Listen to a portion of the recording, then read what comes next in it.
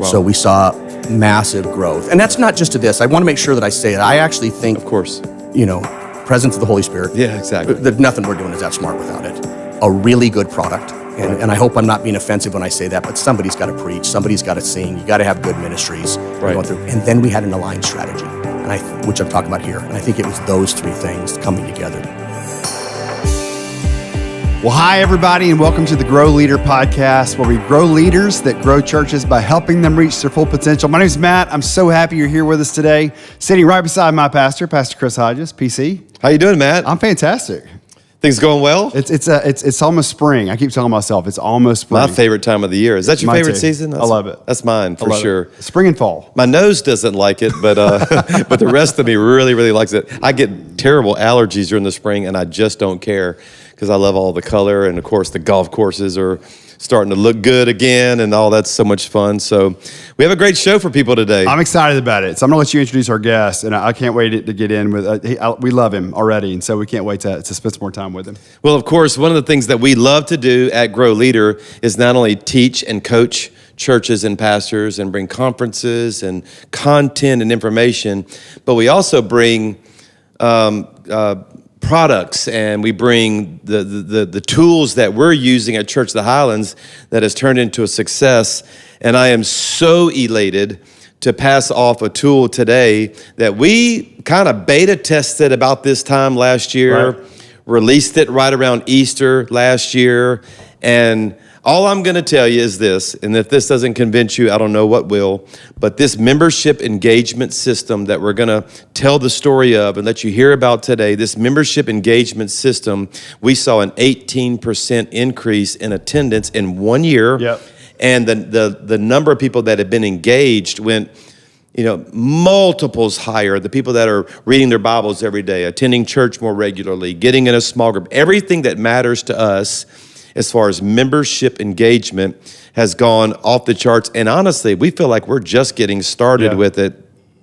And the tool is the company that provides this tool. We have it in the form of an app. The company's called StudioC, and it's led by a guy that we have in the studio today, Blue Van Dyke. Welcome to the GrowLeader podcast, my friend. Thank you for having me here. It's a pleasure. I love it.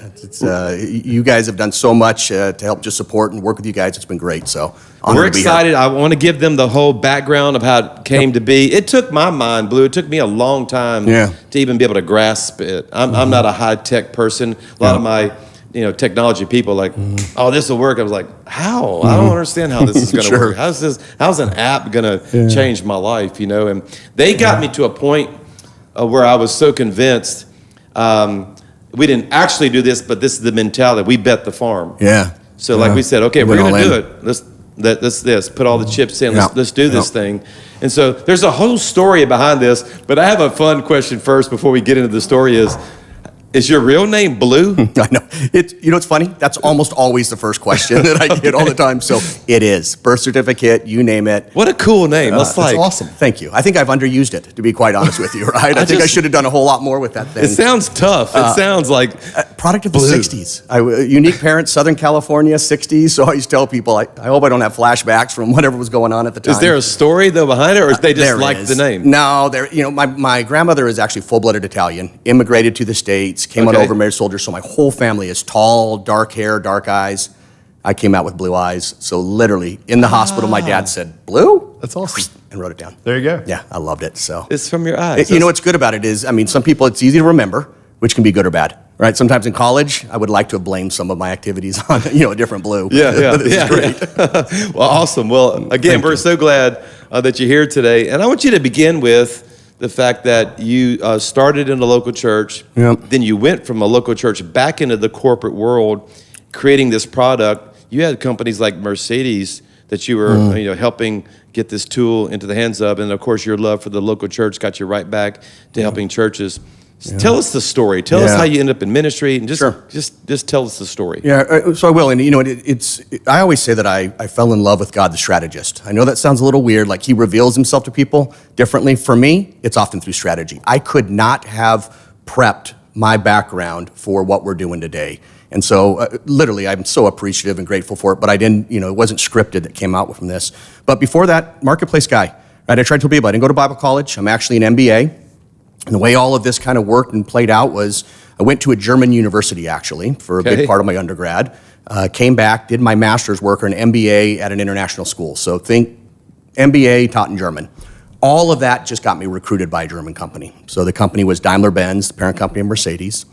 And I'll tell you the whole reason that's even relevant is, I came out of grad school, I took a marketing track, so I thought, oh, this is a cool brand. I'm gonna get to build the best ads in the world.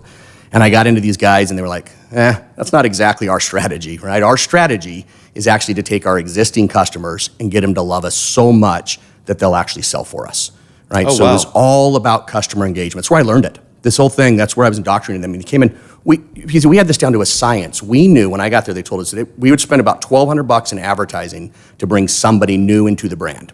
Ad budget divided by first-time buyers. Once they bought a car, we'd spend about $300 to get them to love us, right? Ride and drives and swag and whatever else you need to do. And if we did a good job, that person on average over the course of their life would bring 4 people into Mercedes for us. Oh, wow. So you spend 25% of the money, you get a 4X ROI. It's all about customer engagement. Yeah, and right? customer appreciation and them loving the company. It is. The word we tried to create, and I laugh about this because I always say I just stole stuff from the marketplace and brought it to church. I actually think I stole it back. The title we called this person, literally the translation, was a brand evangelist. Oh, wow. Right? So I actually think, at some point there's some company guys sitting around saying, who's grown pretty quickly over the last 2,000 years and done a good job with this? And they went out and said, how? And what they did is they created disciples who go out and bring people in. And that's our strategy. So I stole, for 30 years now, I've been running that play called Take My Existing Customers, or in church, members, and I'm going to turn them into advocates. And the way you do that is you get them engaged. From there, I actually jumped ship and I went to an agency. So I ran a digital agency. So think traditional marketing agency, only during the advent of the internet. Right? So we'd go to companies like Toyota and Marriott and these guys, and here was my basic pitch.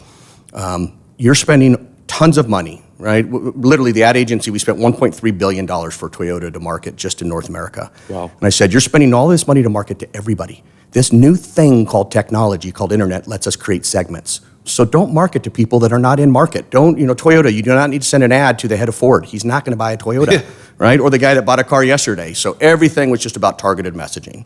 Run that play combined with that. Then I moved in, I was fortunate into venture capital, so VC guy.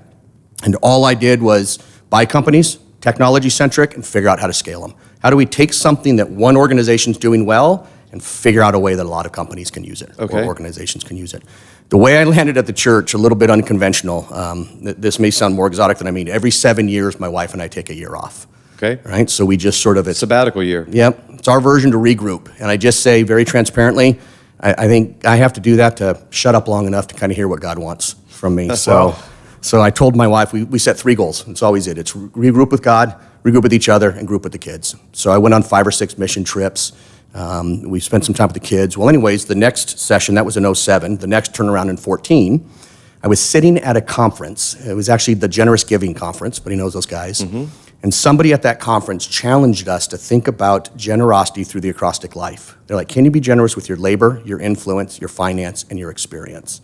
So it's literally in that state, I turned to my wife and I said, hey, what if this year off, we served the local church, we gave our life to the local church instead of going off and having an adventure? Right? So I went to my senior pastor and I said, I have absolutely no idea if you can use a Jesus-loving venture capitalist, but I'm free if you'd like me. Right? And I say this for pastors, I really appreciate his response. Right? First he said, I don't even know what venture capital means. Like, what does that mean? I said, I buy a company, I grow it, and I sell it. And his exact words, he looked at me and he said, you know what, if you want to come on board and play pastor, he's like, I don't really need that. Right? I can do this. But if you want to bring your skill set of growth to the church, that I can use. So he gave me permission. I would say, give me permission to keep my tool belt. And I don't know what this says about me. Maybe this is a form of confession or apology. But if he said, hey, Blue, go back to seminary and let's start over, I'm not sure I would have done it. Yeah, sure. So I was super appreciative. Which there's a whole leadership lesson there just about giving people the freedom to move in their gifts and what they're good at. And that's a lot of the story of Church of the Highlands. Christ Health Center. Yeah. The that Dream you don't Center. need, that you don't just need seminary grads on your staff. You actually need technology experts and people like that too. So Just to remind everybody, we call our volunteer base, they're not volunteers, we call them the dream team, because Pastor Chris is always asking the question, what are you dreaming about? And so when you find out what's in somebody else's heart, right, and the church gets to help out with that. We've had a lot of time to hang out. You spent a lot of time with our campus pastors as we've transitioned into this entire platform. And the Highlands app, if you want to go download the Church of the Highlands app and take a look at it, it's powered by StudioC. They helped build all that out for us. But man, you live, eat, and breathe local church. Like your heart for the local church. Whenever I joined an organization, church or otherwise, the first thing I do is I just look for gaps, just holes, right? Because if you can fill those holes, you can usually find a way to grow. Right. And one of the gaps was this idea about clarity around a strategy. Okay, there was clarity around mission, vision, and values, but there's a fourth core element I always look at, which is strategy. How? How are we going to do it? That was really void. That was ambiguous. And so what I did was just try to say, what is our job as a church? Literally, I asked 2 questions. What's our job? Oversimplified. There's a little bit of, I call these things bluisms, means we can disagree and still go to heaven, right? Right. But I feel like what we need to do is simplify whenever there's complexity and make it really easy to understand. All right, so I came in and I just said 2 questions. Interviewed everybody on staff for 100 days. I just went around and talked to as many people as I could. What's our job as a church, right? And then the second question I asked was, are we any good at it, right? So to find out what our job was, I always say, can I simplify enough to draw our job on a piece of paper? So literally came down and said, our job as a church is to take somebody that I just call a not yet Christian, take them through a life cycle, very similar to a customer life cycle. It's called a member life cycle, with the goal that they spit out the bottom, plug in your word, disciple, fully committed follower of Christ, whatever you want. And then the goal is to get those guys to go out to their area of influence and bring people in. A brand evangelist. A brand evangelist. Right. It is the Great Commission I drew on a PowerPoint slide, right? But I simplified it down to say, this is the journey. And then the second question was, if this is the journey, how do we measure if we're effective and where we're not effective in the journey? So that's what I started with, was just that. It was a methodology long before we ever built a tool. And it was just, how do we take people from the very top, the not yet Christian, all the way down to committed follower of Christ? And what were the results? Yeah, so it was, we saw amazing growth over the 5 years. When I first started, and I always like to say attendance is actually a byproduct of doing engagement well. So we measured engagement, right? Giving is also a byproduct, but we just first listed what engagement was. Across the things, we saw engagement growth of 40 to 50% every single year, year over year. And then attendance, when I first started attending the church, we were running at about 10,000 people. When I came on staff, around 20,000. And then when I left 5 years later, just under 40,000. Wow. So we saw massive growth. And that's not just to this. I want to make sure that I say that I actually think, of course, presence of the Holy Spirit. Yeah, exactly. Nothing we're doing is that smart without it. A really good product. And I hope I'm not being offensive when I say that, but somebody's got to preach, somebody's got to sing, you got to have good ministries going through. And then we had an aligned strategy, which I'm talking about here. And I think it was those 3 things coming together that did it. So you didn't stay there, though. You went back because you had this idea, segued to that part of the story. Yeah, and look, truth is I actually didn't leave to start StudioC. As crazy as that sounds, I'm prepping for my next year off. So I stepped off staff. I planned to stay for a year. I stayed for 5. And so when I came off, I actually made an investment in another marketing firm. This little thing like COVID hit. And I started getting all of these phone calls from churches, right? And during my time on staff, just like you guys, we would visit with a lot of churches. Just, how are you guys growing? What's happening? And so I probably met with 50 or 60 pastors a year, nothing compared to you. And so anyways, all these guys started calling me. And they're like, hey, Blue, when we came out and talked to you, you talked about this solution you had to know your people and to match them and to talk to them and send them messaging. And can you email me a widget? Can you send me that thing? And I would laugh a little bit and say, I would love to. It's a little more complicated than that. The team I built, this is kind of fun. The team I built, I called the studio team. Okay, so they built all this for me. Anyways, I'm already out of church. I came back home to my wife, who we should all listen to, like usual, right? And I said, I just think the Big C Church needs a studio team more than ever right now. Nobody knows where their members are. They don't know how to talk to them. So she kind of looked at me and said, maybe you should listen to that. That's where StudioC actually came from. Yeah. So we spun up StudioC and took some of the same idea, built some technology to help churches. Our goal was to really, hopefully, make that available to many churches. So explain it now. Yeah. So, and explain it, first of all, to a guy like me, and then let's get into the weeds for all the nerds that are listening that love all the, like all the. No offense to the nerds. Yeah, we love. I probably fit right in that category. That's us too. Yeah, exactly. Because they're right behind these cameras right now. I love it. If they don't exist, this doesn't get on the air, right? So I understand that, and I'm grateful to God for them. But they're also, most pastors aren't even close to understanding, can put their brain around it, So they're thinking about this Sunday's message already because it keeps coming around every 6 days. But just kind of the lead in, The thing. explain what it is, what it does, what's available to them, and then I'll let maybe Matt. You're kind of nerdy.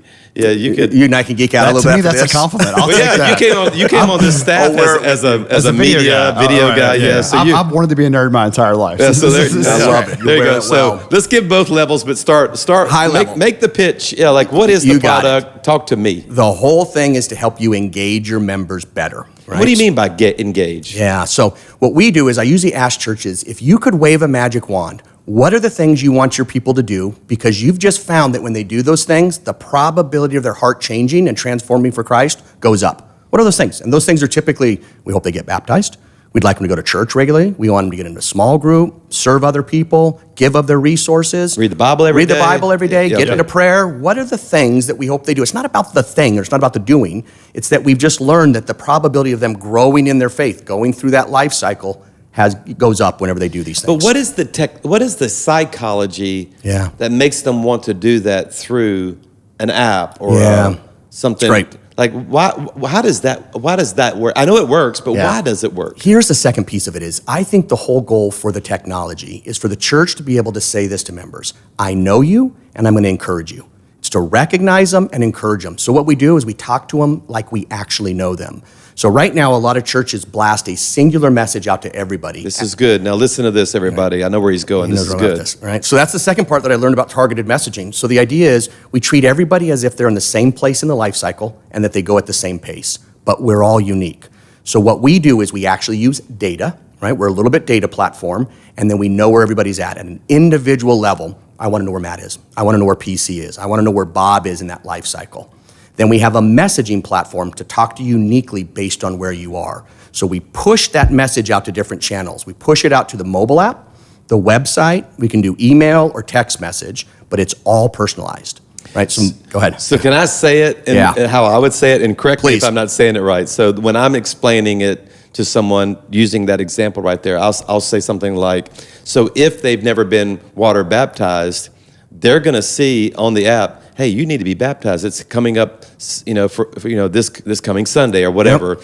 But if you've been water baptized, you'll never see that ad Why again. would I see that? Exactly. Yeah. And then I even take it a step further, that it is so personalized that if we show a video of somebody being baptized and you're a 15-year-old high school girl, you won't see a 45-year-old man being baptized, you'll see a 15-year-old girl being water baptized. It's that personalized. So now I'm getting targeted information, but even demographically specific. How did I do? I love it. And I'll give you the story where it came from. I literally just started. Now, this is a little unfair because I came out of an agency, right? But I'm sitting in my office, and I got an email from our church on staff. It says, hey, Blue, it's group season. Don't forget to sign up for group. So I printed it out, and I wrote on there, been in a group for 16 years. Been leading a group for 11 years. I said, this email just did two things. It told me after 16 years, my church still doesn't know me. For crying out loud, I'm on staff. I'm 40 feet from your office, right? And the second thing it said is I can ignore every future email because they're obviously irrelevant. So I walked into the comm staff and I said, hey, look, we're going to go on a journey. It's going to take us a couple years, but we're going to learn to get the right message to the right person at the right time on the right channel, right? So there may be a time when you give a message for everybody, go to the barbecue. But I may have 6 messages for go to the barbecue. Right? One may have family and fun to convert better. Another may be sports or meat or whatever guys need to go. And so everything is targeted both in its relevance as well as its content. Which I think a lot of the problem, one of the issues or the questions we were trying to answer early on was we realized we made up a fake person, Rick. Rick was just a generic person. We're like, man, Rick's getting so much email from us. Like he's getting invites about every single thing we do. And we didn't have a way to separate to know what Rick really wanted. Did Rick have kids? Yeah. Did Rick want to know about student ministry? Is Rick interested in Highlands kids?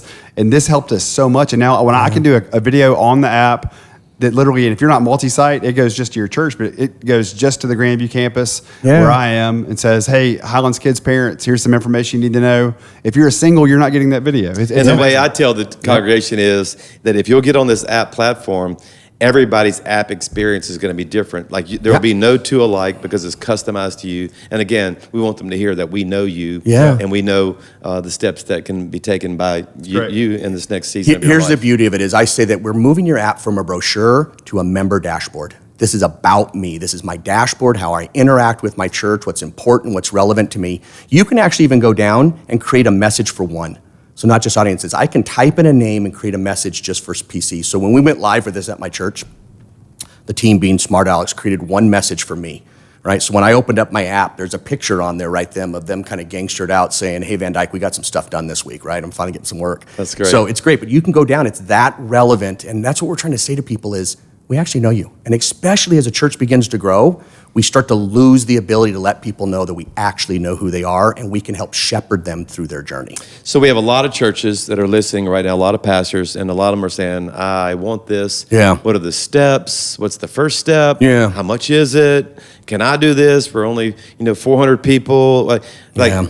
make the pitch to literally, hopefully, thousands of pastors and churches that are listening right now about just what some of their next steps are if they want to get involved in what StudioC has available to them. So. I love it. I think the first step is to make sure you buy into the methodology. Do you believe that you want to grow? And I say this to people, that you think growth is best through engagement, and engagement happens through personalization. You got to agree on those three things. And I always jokingly say, I don't want to sell a tool to a church that doesn't need it. I still want to go to heaven. So make sure you believe in it. If anybody wants to get started on that, they can go to our website. That's the best place. We have lots of resources. thestudioc.org. And if you do /GrowLeader, we've got all kinds of free resources. So there you go. Great, that's awesome. Map their journey And down. we'll have that in the show notes as well. We'll make sure it's there for you guys if you're driving or working out right now. But the goal is, and I would tell you, when people came to visit with us and said, can we do this? I was fortunate enough to be at a well-resourced church where we could have a large team and buy all kinds of stuff. And I would spend an hour and a half talking through this. They'd look at me and they'd say, great, I want it. And then I'd explain what it cost. And they'd shrug their shoulders. So when we started StudioC, I would tell you my goal was to say, I want this available to all churches, not just the well-resourced. So we have churches. My smallest church has under 100. Wow. We've got 85 members. And then, we've got the Highlands of the world that are still on the platform as well. So it is available to everybody. You do not have to dump your tech stack. That's the key thing, is we're agnostic. So our whole thing, even work with you, is keep whatever church management system you like to work with, keep whatever mobile app you like to work with. We live in the middle, and we'll figure out a way to pull in the data so you can make sense of it and push out the message. So the idea is you don't have to change. It's not a big disruption to your organization, and it really is. The range of this, like we said, is anywhere from starting at $350 a month, and it includes the dashboard, email, text message, you name it, across the board. That is so good. Okay, we have a couple of minutes left, and I want to hear, because I want to bring it back to my team and look really smart too. What are you dreaming about? Like, where's this all going? Like, what could this be still? Yeah, I think the beauty of this is when you can start predicting future behavior. All right, so here's one of the things we ran at our church. Now, you need a little bit of time and some data for this, is we found that we had good growth, but we had relatively high attrition as well too, right? Okay. So people that were leaving the church. So I actually started creating campaigns to predict who was going to leave our church 6 months from now, why they were going to leave, so I could message them today with the resources we already have. So what really starts to get into is, how do I start messaging people not just about where they are today, but understanding where they're going to be or what they're going to be dealing with in the future. And obviously people are using words like AI. It's mainly data analytics. We just look at that data and glean insights from it. That's the stuff we're building into the tool now moving That's forward. spectacular. Well, we rolled ours out last year, and Matt knows this as a campus pastor, with a theme that I would highly recommend to all of the churches that are listening, and I'm happy to send you, point you to the message. In fact, they should watch the message on the Sunday after Easter 2023. Yeah, we'll link it in the notes. Because that's when I rolled out the product, and we had this one phrase, and that is know the one. And in a church of our size especially, we wanted to make sure they knew that you're not a crowd to us, you're not another campus, you're not a pile of people, you're a person. And we really wanted to be known for, again, my church knows me and my church cares for me, and they know where I am on the stages of growth, the journey of growth. And not only that, I love the badge system. Maybe you can give that a little thought too, because we actually, there's a place on our app, and I'm sure this is the tool that you guys helped us with, that there's something in the psychology of people wanting to accomplish things. So there's benchmarks that they can see their own personal growth and progress by all these different badges or places they can check off that they're actually motivated to do that. And again, thank you because of this tool. We've seen tremendous engagement and tremendous growth. Any kind of final thoughts or reaction to even what I just said? And yeah, I love that you did that. Our whole goal when I went through this was to say, why would we have information on our members that they don't have about themselves? So we're just trying to arm them to manage their own journey, right? And if we can do that, if we can get them in the fight to grow in their faith, they're going to know the rhythm of their life, the pace, what's going on. So all of those badges or icons, all those are what in the marketing world, they're called persistent encouragements. I'm just encouraging you to take this step in your faith because I believe it's good for you. It's not what I want of you. So our goal in this is how do I just help get everybody on the same page, the members, the staff, the group leaders, everybody focusing on the same thing, which is let's help people grow in their faith. That's how we're going to make these committed followers of Christ, and they're going to grow the kingdom for us. Well, all I can say is it worked for us, and I'm sure it'll work for others. And I said, even at the last GrowLeader conference, that we're piloting this right now. I'll never recommend something to you that we don't love, enjoy, and it actually produces fruit. I told them that about this time, that I would let you know after we had been engaged for a year, whether it worked or not. This summer at the GrowLeader conference, Blue, we're going to once again let them know about this product and hopefully get it out to others. We don't want anything in return other than for the body of Christ to be equipped with what I think is one of the greatest tools. So thank you for helping all of us. Well, listen, I appreciate it. And I'll say this, the way that we're able to actually make this available to a lot of churches is because of the generosity and the support from you guys. So it goes well beyond just working with this client. You guys have come alongside us and said from the very beginning, I don't want this just for us. So you've actually challenged us to make sure we make it available. Well, that's so our model. We say that in every staff meeting before we create anything. Even if it's for our own church, we always ask ourselves, is this something that other churches could do? And how do we give it away? Because that's what God's called us to do too. So thank you, my friend. Thank you. I'm so proud of you. Blue, thanks so much. The thing I'm remembering most from this, pastors out there, the best way for you to grow your church is by taking great care of the people that are already in it. So it's such a great thing to remember. Thanks so much to Blue for being on with us today. Remember, you can go to thestudioc.com/GrowLeader for some free resources and also more information, or go to growleader.com/podcast for the show notes. And we'll have all of that information in there as well. We'll see you next time on the Grow Leader podcast. Hey, everybody. Thank you so much for listening to this episode. And we also want to say a big thank you to all of our partners that help make the Grow Leader podcast happen each and every month. The first is Compassion International.